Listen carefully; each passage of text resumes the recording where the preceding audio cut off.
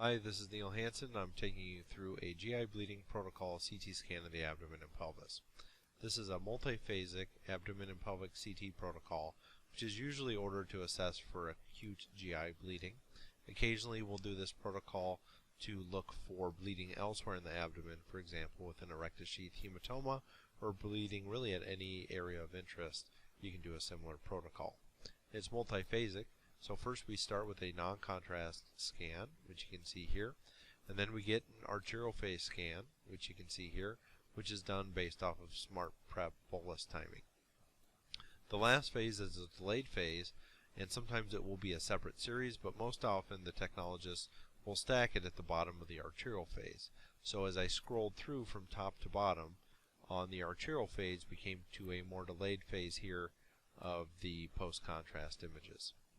So what you should do is I usually start by looking at the arterial phase study, and in this case you can see there is an active GI bleed, which is manifest by focal accumulation of high attenuation contrast here in the second to third parts of the duodenum.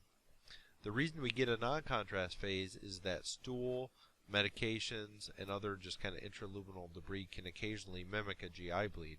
So to make sure that this is actually a GI bleed and not just hyperdense stool or a pill that someone swallowed or something like that, go back to your non-contrast phase, double click, and you can get to the same location on this if you link them up, and you can find that this was in fact not present before contrast was given, so we're confident it's active bleeding into the GI lumen.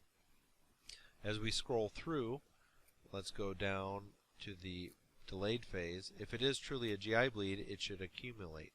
So you can see here that that contrast within the second and third parts of the duodenum significantly increased in size, and again was definitely not there before contrast was administered, so we can definitively call that a GI bleed.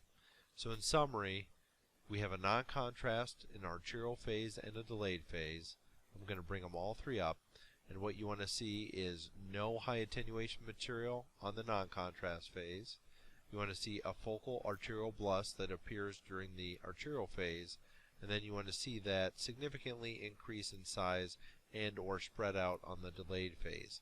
You have to have all three of those criteria and you can call something an active bleed.